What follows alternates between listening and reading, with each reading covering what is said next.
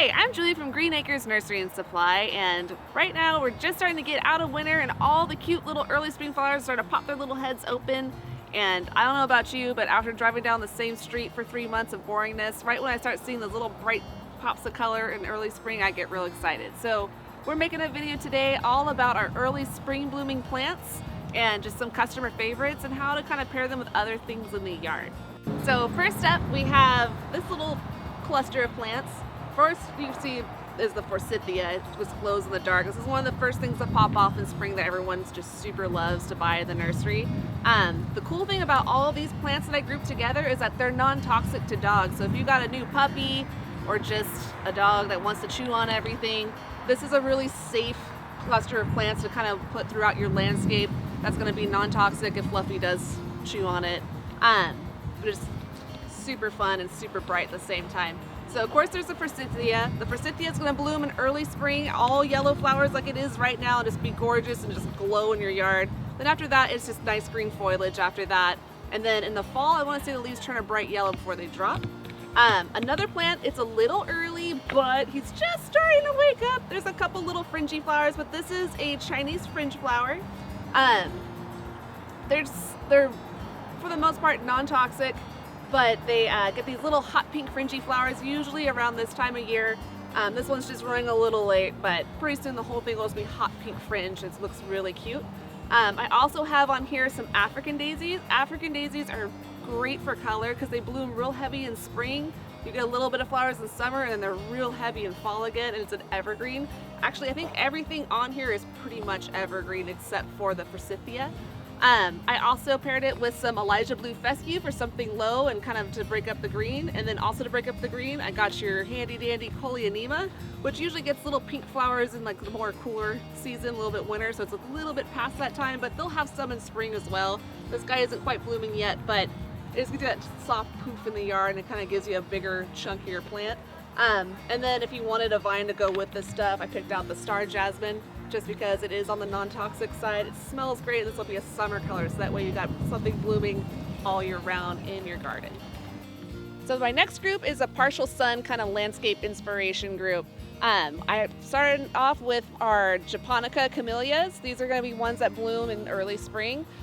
This one's one of my favorites. This is called Nukio's Pearl. It has that real pretty white center that kind of fades like almost like an ombre into pink around the edges, and they got that really geometric almost looking shape to them, but they're gorgeous. And they'll get like about 6 feet wide. I also have this guy for texture. I just really like these. This is called a blue boulevard cypress, but they're just kind of like a nice soft shrub that'll kind of grow up and get nice and big yard, but they like afternoon shade, you know, it has cypress in the name. And then for a vine, I got this. This is Hardenbergia. It's also called Wandering Lilac. It's a really pretty plant. It does a little bit better in partial sun than full sun. It's an evergreen, which is a plus, and it gets these really pretty purple flowers. They almost look like little miniature orchids on a string. They're gorgeous, and this is also non-toxic too if you've got, you know, a yard where you got to worry about things like that. And then also just for fun, I put in Encore azaleas. So these guys are budded up. They haven't quite popped yet, but they're gonna pop soon. But these guys, all your Encore azaleas at least, they're going to be blooming 3 times a year. So they'll bloom in spring and summer and in fall again, and then they're evergreen in the winter time, which is great. I also have some coral bells in here.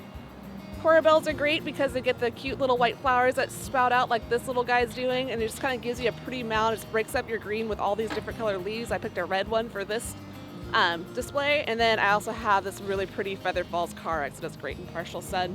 And then don't forget your calla lilies, but those are really big in spring, but I got some of those guys too. But all this is just great spring color, fun plants that you can put in your landscape for partial sun. This is another group of plants that you can do. These all require full sun. They're just like really popular plants for customers. This one I have like super great childhood memories with. This is called a Bridal Veil Spirea. But they're beautiful. They're covered in these white, delicate flowers. It just looks real wispy and soft in a landscape. But it gets about 4 to 5 feet each way. It's pretty fluffy, but it's just absolutely beautiful in the spring.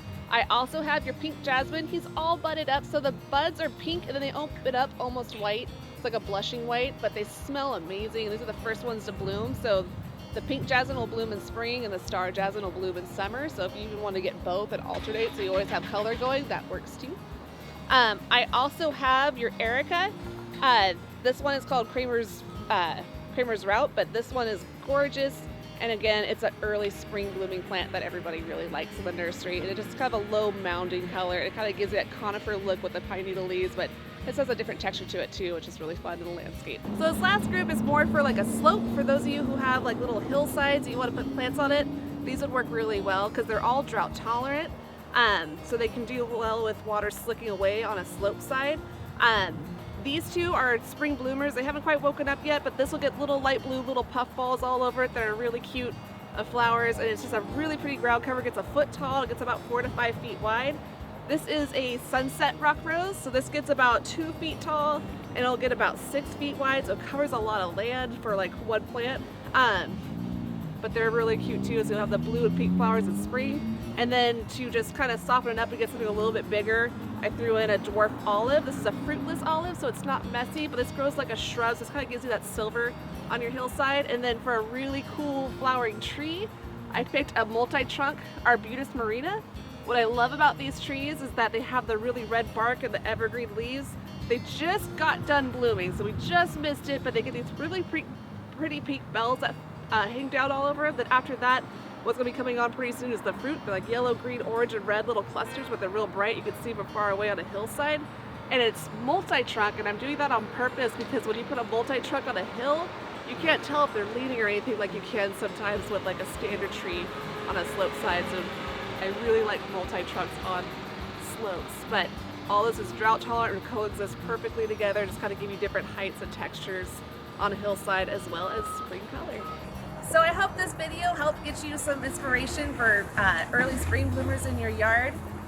Some of these are very seasonal and they're only here during the early part of the year. So if you come in at a later time of the year when we don't necessarily have them, please talk to our staff. They're super knowledgeable and they can find you good replacements that are similar or tell you know when we'll have more of them coming in if you just missed that window. But please come into our stores. We have a super knowledgeable staff. And for watching, please like and subscribe for more videos like this one. Have a great day.